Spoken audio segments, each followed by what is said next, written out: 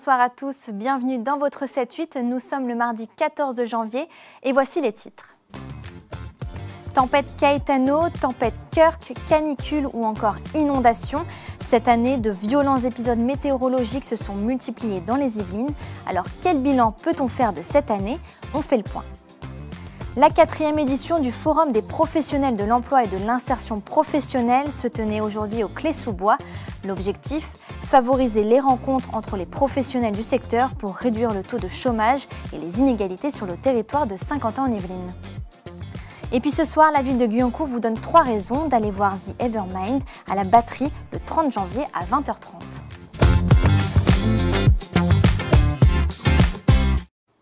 Mais développer ces titres, cet après-midi, le Premier ministre François Bayrou délivrait sa feuille de route devant l'Assemblée nationale, une déclaration qui était très attendue, notamment du côté des collectivités locales. Pour rappel, le précédent gouvernement prévoyait de leur demander un effort de 5 milliards d'euros. Le Premier ministre a baissé ce chiffre tout à l'heure. L'effort financier sera finalement ramené à 2,2 milliards en 2025. 15% de pluie en plus par rapport à la normale au niveau national.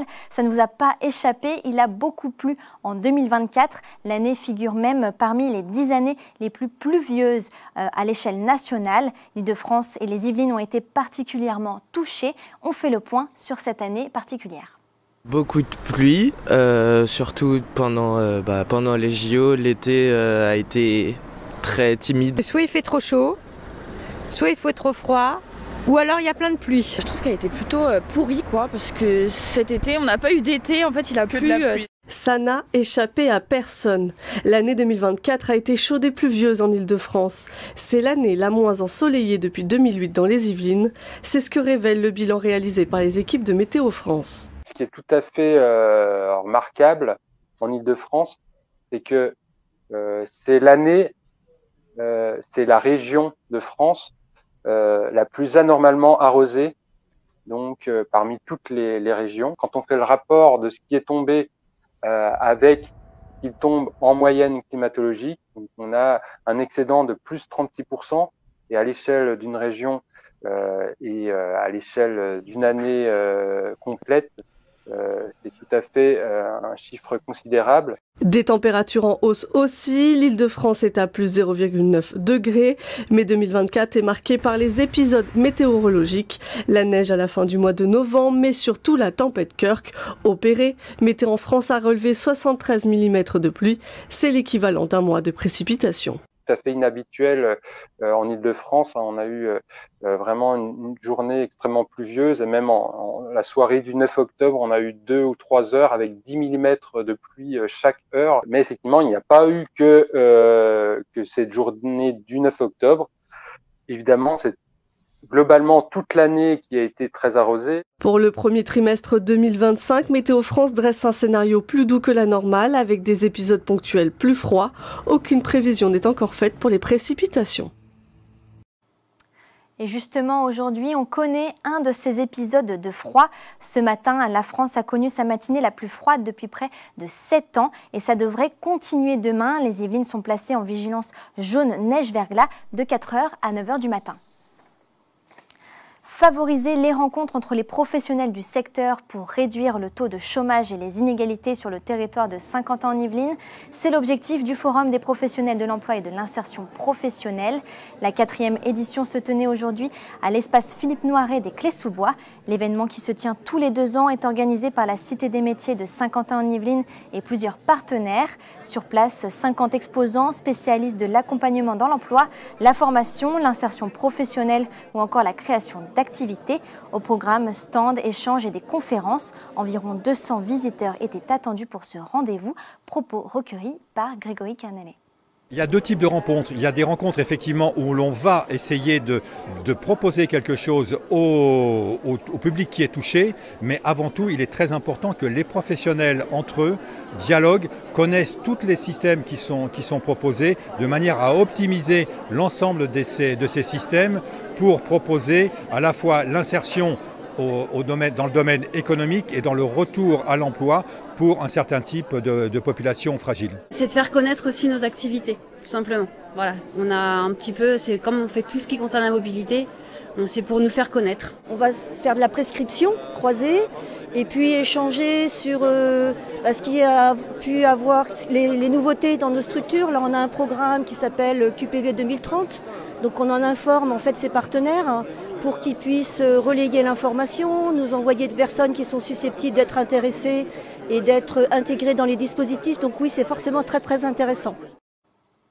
Depuis le début de l'année, la ligne de bus 6160 a été supprimée par Île-de-France Mobilité. Ce bus qui permettait de relier Magny-les-Hameaux à Versailles-Chantier passait notamment par Buc, Châteaufort et Toussus-le-Noble. Dans certaines communes, cette décision fait grincer des dents. Plusieurs élus estiment ne pas avoir été informés lors des précédentes réunions de travail avec Île-de-France Mobilité et décident donc de se mobiliser. Une réunion entre les maires concernés et Île-de-France Mobilité s'est tenue le 10 janvier dernier, pour le moment sans résultat.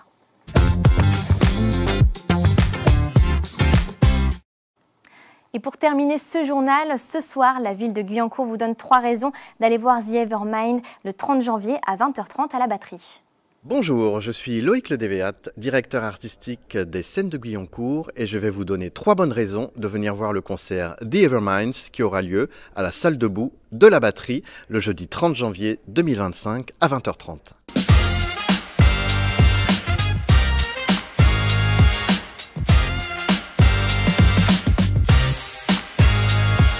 La première raison, le soutien au groupe émergent.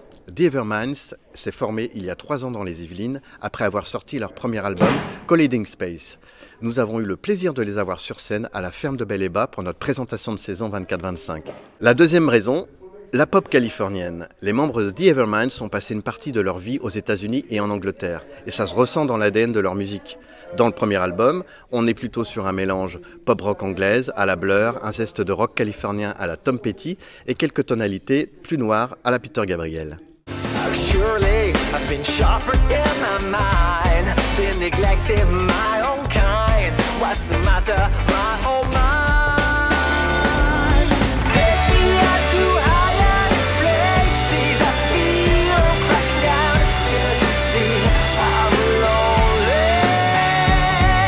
La troisième des raisons, on a une première partie prometteuse. Love on Freeze, c'est un groupe de pop magnétique, une voix envoûtante voguant sur un groove solidement ancré.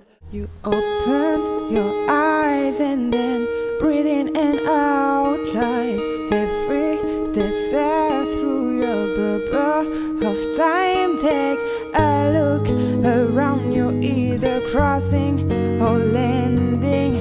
Every day offers a bubble to dive in, hop on the rope. Voici donc 3 raisons de venir voir The Everminds et Love on Freeze le 30 janvier à 20h30 à la salle debout de la Batterie.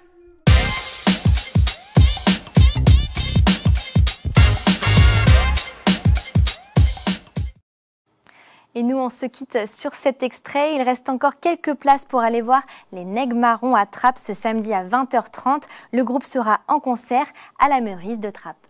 C'est fou ce que le temps passe vite. T'as vu, c'est ce que je me dis aussi quand je vois le chemin qu'on a parcouru jusqu'aujourd'hui. Je repense à notre enfance pas toujours aisée, sans trop dramatiser. Ce n'était pas toujours rose, c'est peut-être ce qui nous a motivés. L'esprit était un nègre marron, petit vagabond, à tête grainée. On préférait sécher les cours et rester svané au quartier. L'excès de curiosité était tel qu'on s'enjaillait en suivant les aînés qui étaient pour nous des modèles à l'époque.